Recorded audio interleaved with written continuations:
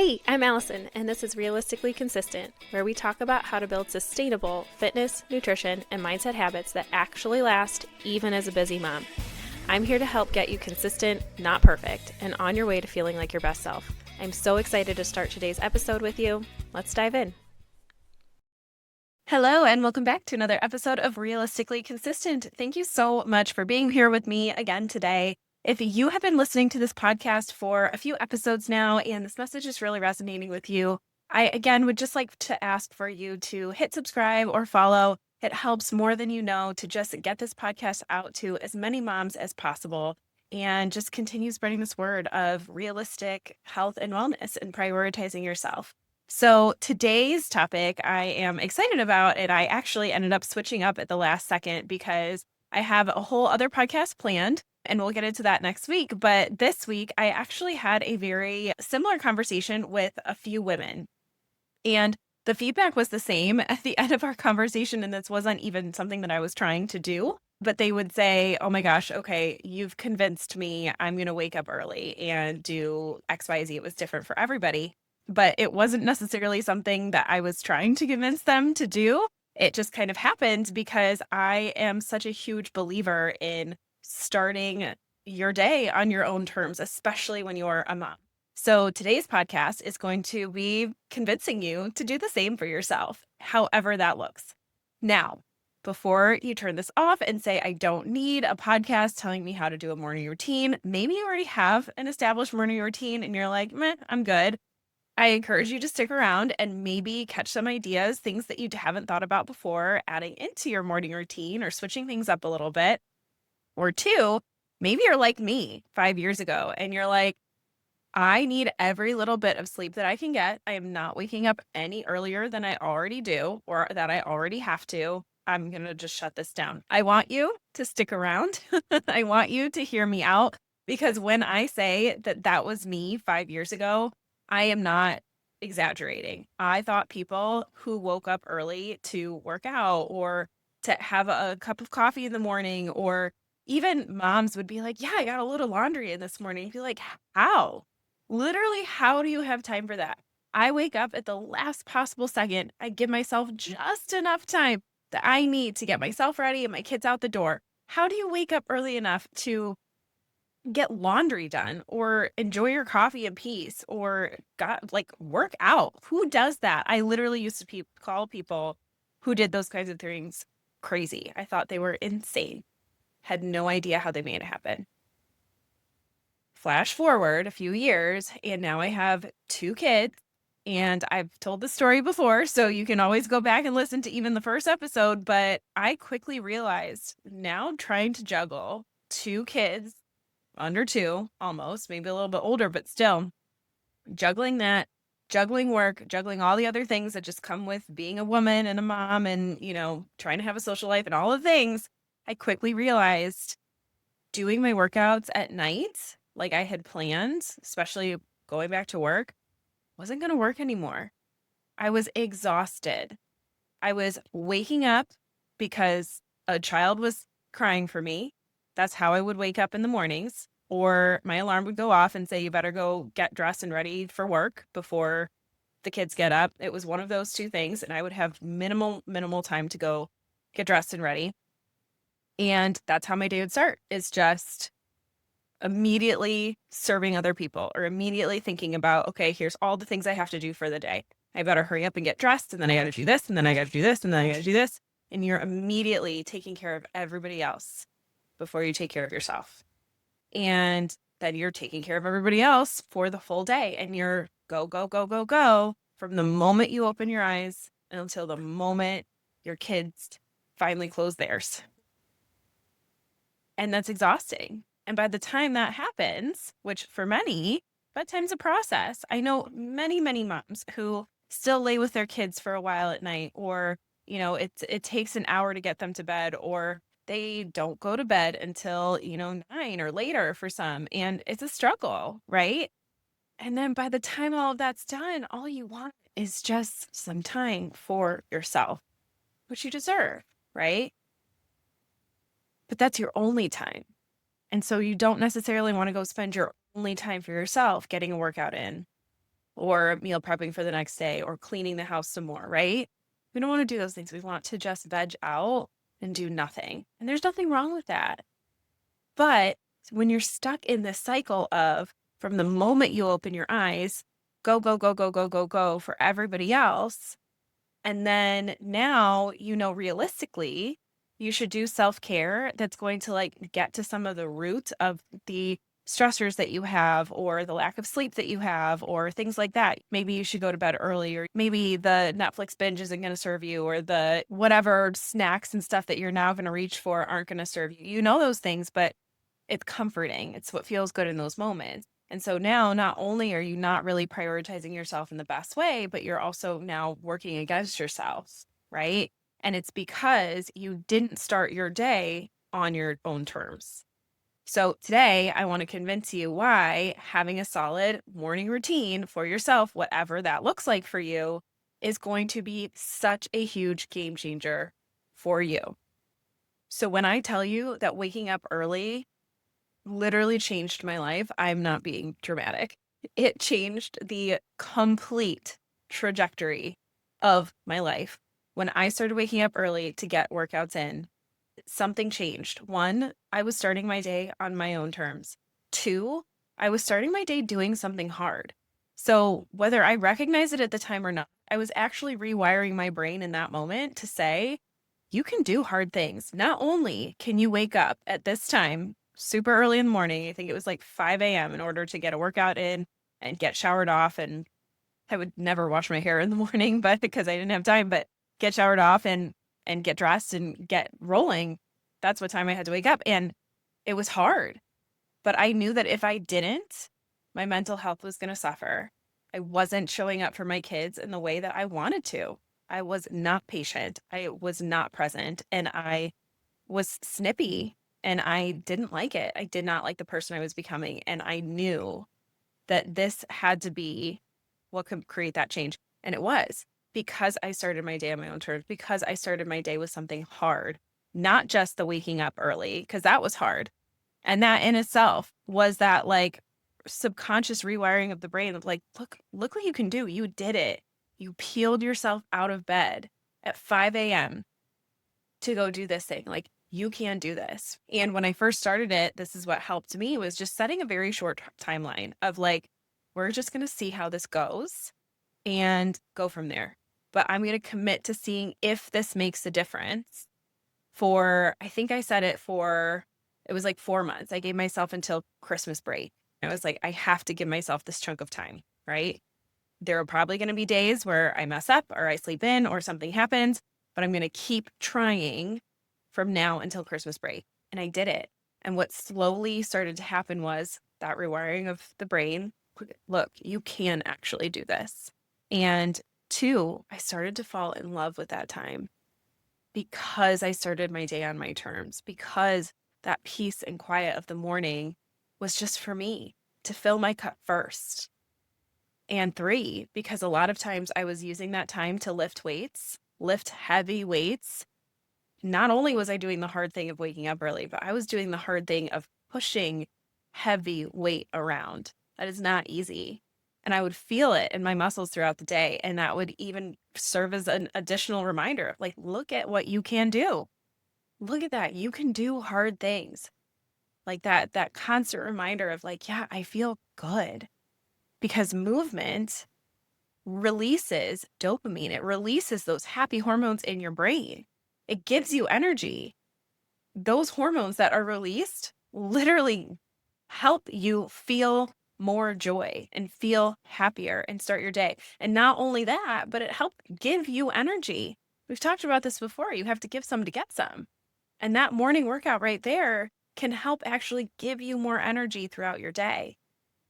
So back when I first started this, I didn't start at 5 a.m. every day. I knew that was not realistic. I could not wake up at 5 a.m. every single day. I knew that. And I think that that's what's true, and goes back to that all or nothing thinking that sometimes leaves us feeling trapped and stuck, is that you don't have to decide you're going to do this and wake up at 5 a.m. every single day. Pick 2 days, pick 3 days. I stuck to 3 days, and one of those days was a weekend. So it wasn't even 5 a.m. anymore. It was just 30 minutes before my kids got up. And so it can look different for you, and then you can build on it. And so I ended up over a very long period of time, 2 years, honestly, building that time up so that now it was 5 a.m., whether I was getting a workout in or not. Maybe I just wanted that extra time to sit with my coffee for a little bit longer, have my breakfast in peace, because there are rest days, right? We don't want to work out every single day. Okay. Or if I'm not doing a workout, I'm doing a walk. Maybe I'm stretching a little extra or having my breakfast in peace. And so after realizing how much I love that time, I got up that early, whether there was a workout to do or not. And now owning my own business, running my own schedule, deciding when to fit things into my day, I still wake up early. I still give myself an hour to an hour and a half in the morning, most mornings, not every morning, especially after having my third here, who's still only 10 months old.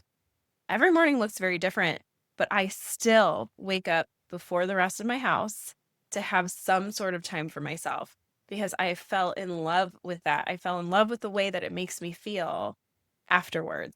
And this is the feedback that I've heard from so many other moms who have said, yeah, there have been a few times that I've woken up early and it makes such a huge difference.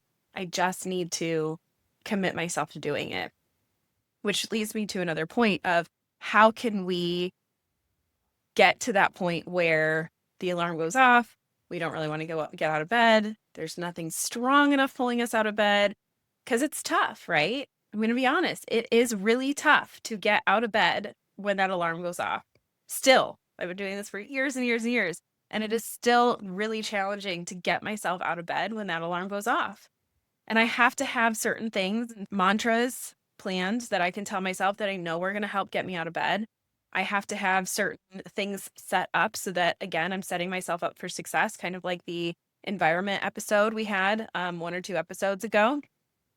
So now, something else that has helped me is putting my phone across the room. There is nothing that gets me out of bed quicker than the threat of one of my children waking up. I do not need them to get out of bed early, so I will race across that room to shut that alarm off, and then I'm up. And I found that because if the dog starts barking or if one of my kids is up, like that's what's pulling me out of bed, right? I will get up for one of my kids, or I will get up because the dog's barking. It might wake up one of the kids. I will get up if my alarm's going off across the room. It might wake up one of the kids. And then I'm up.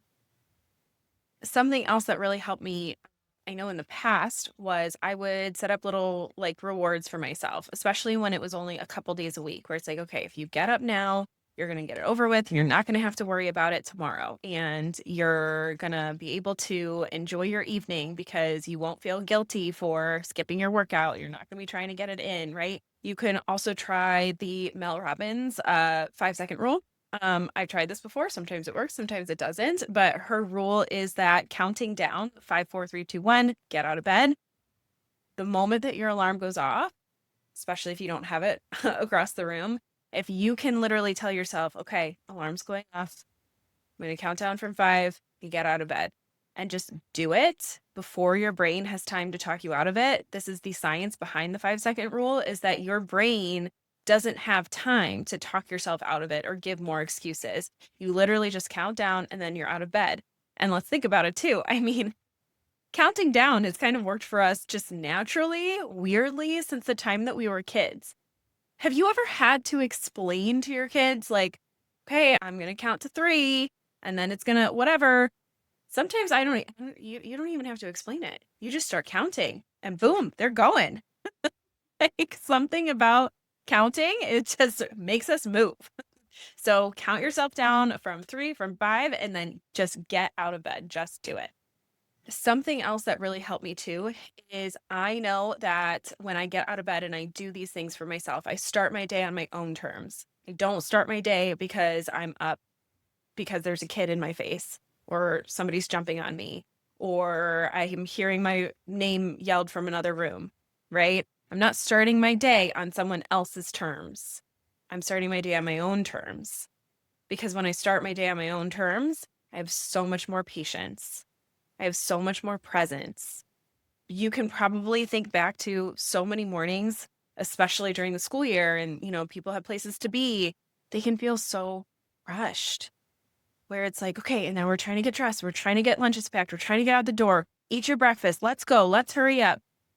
What kind of a tone does that set for your mornings? Not just for yourself, but for your kids too.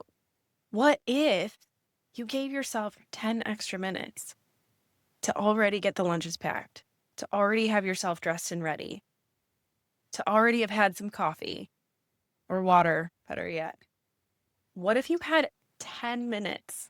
I can't believe how much of a difference even 10 minutes will make in my morning.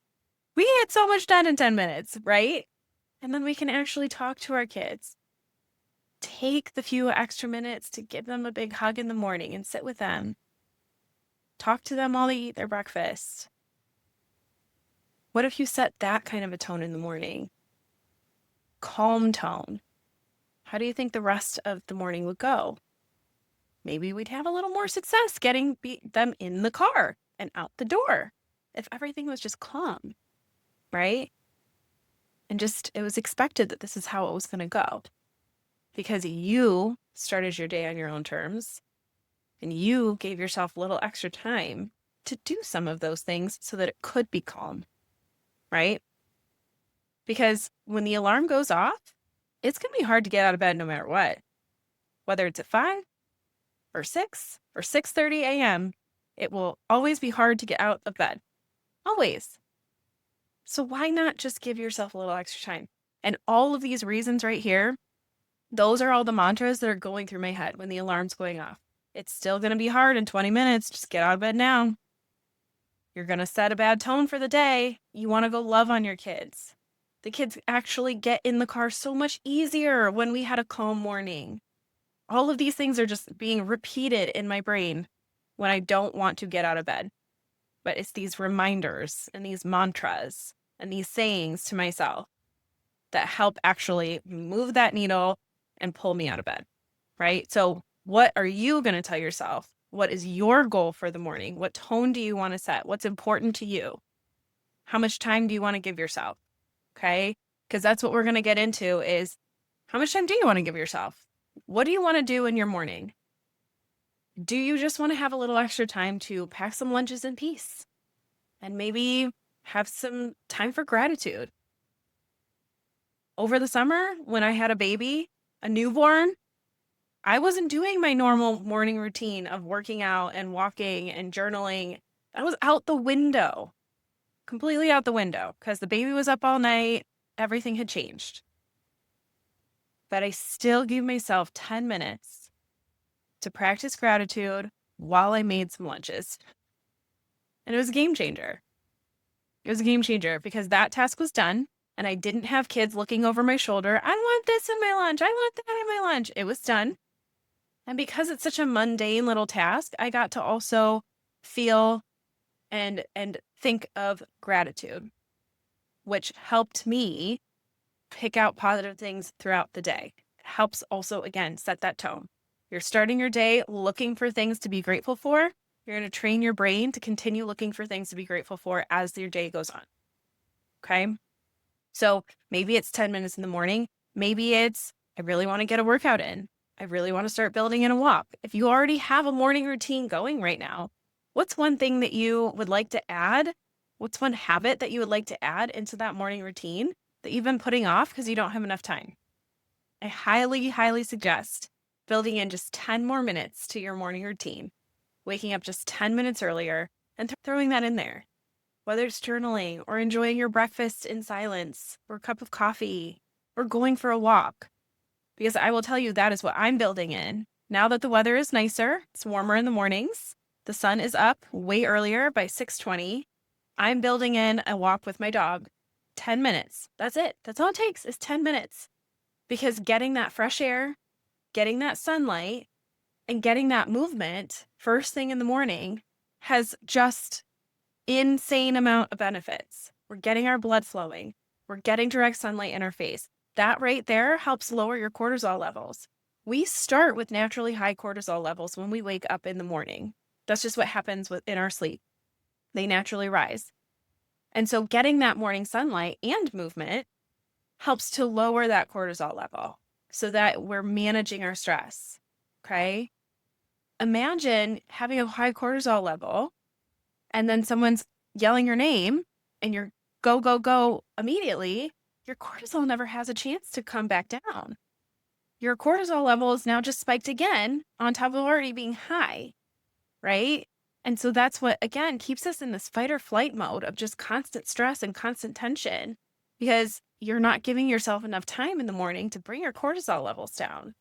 Which, again, as a side note, we've talked about this before, your metabolism, if you're feeling stuck in your ability to lose weight, I do want you to take a look at your stress levels because metabolism has so much more to do with than just how you move your body and how you fuel your body.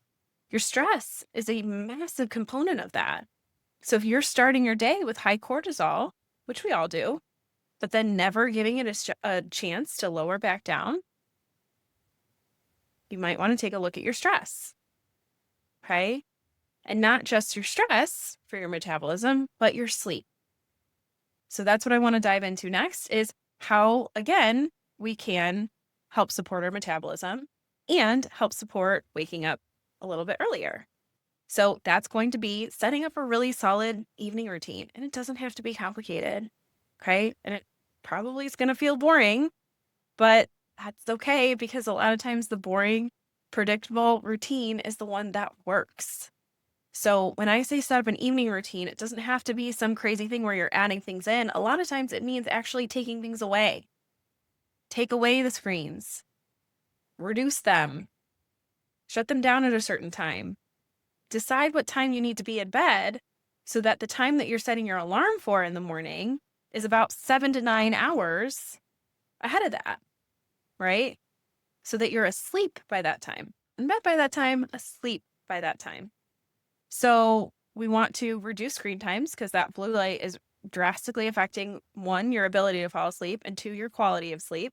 So I know a lot of phones, especially Apple phones, have a setting on it where you can set it to wind down at a certain time. My phone goes into like dark mode.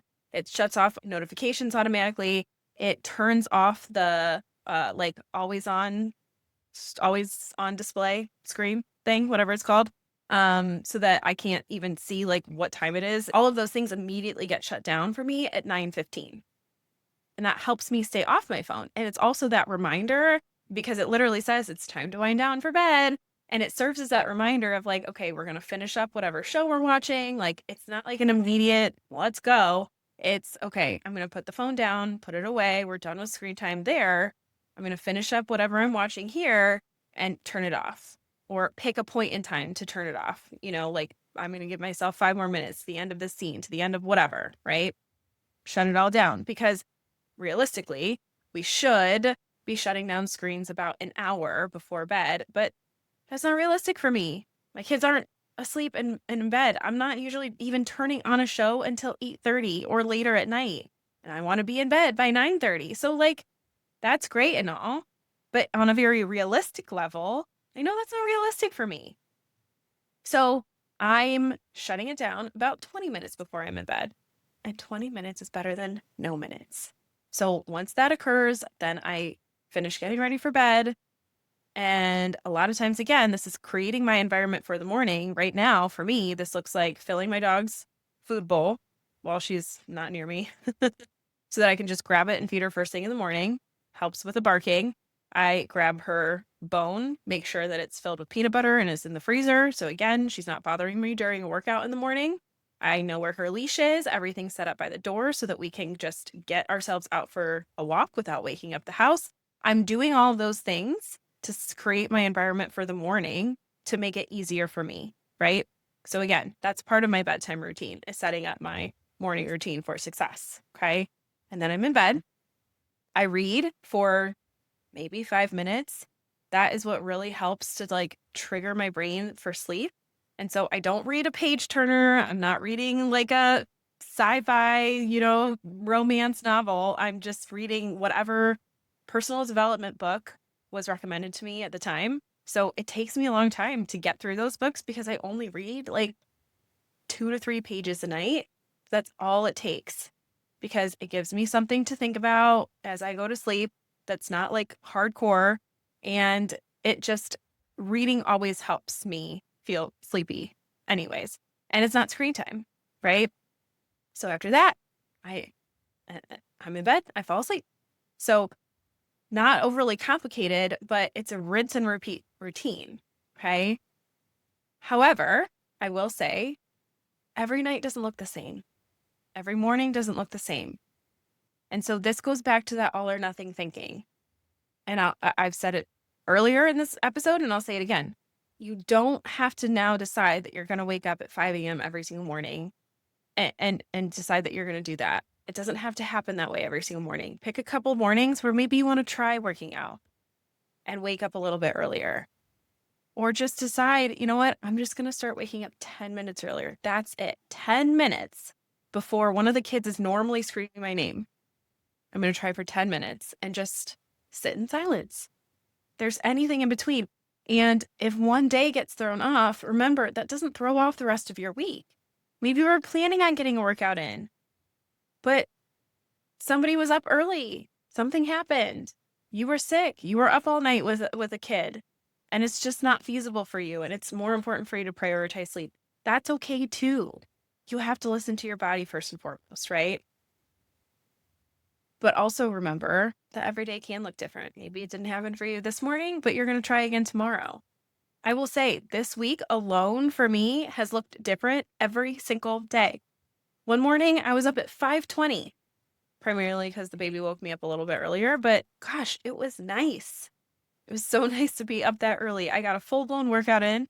I got an everything shower in. I got a walk in with the dog, and I ate my breakfast and packed lunches in peace.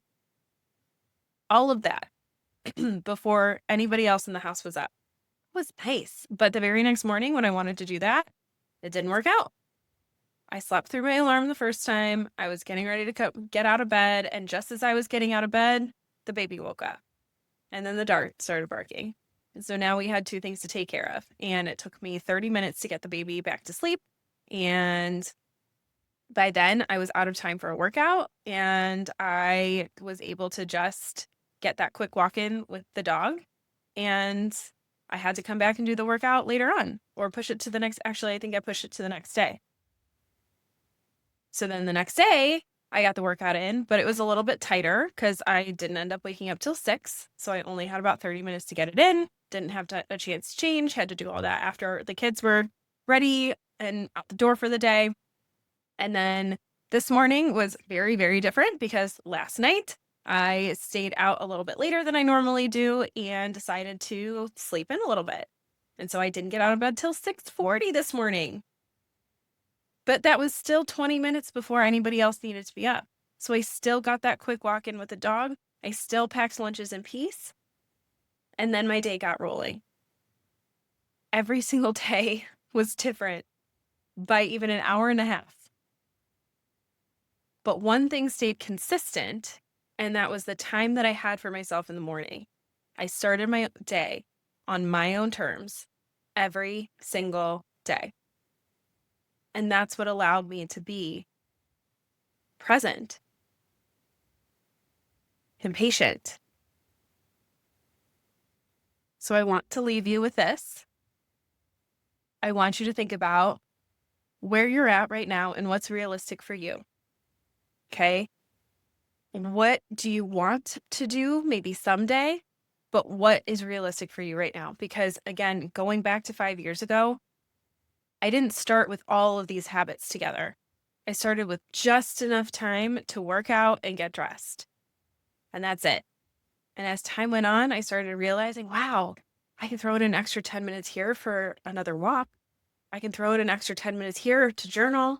I could throw in an extra 10 minutes here to have breakfast alone. And it slowly started building and the habits started stacking over a long period of time. When I say a long period of time, I mean 2 to 3 years.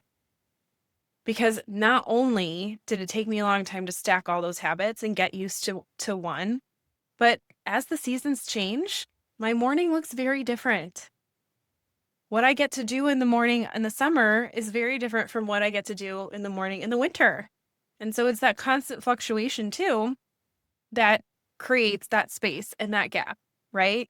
Because I don't have as much of a morning routine in the winter. It's dark for way longer in the morning. I can't really go outside because again, it's still dark and it's freezing. So I'm not doing that first thing morning and walk in the winter. And that's okay too. So it's deciding what makes the most sense for you based on what season you're in, what season of life you're in. You have a baby waking you up all night or not. What makes the most sense for you right now? It's exciting to think about all the things you might want to do one day, right? And having faith that you'll get there, but start with what makes sense for you. Okay. And drop me a message, tell me what you're doing, and stay tuned because there's going to be an even easier way to access me as a coach or give me feedback from these podcasts.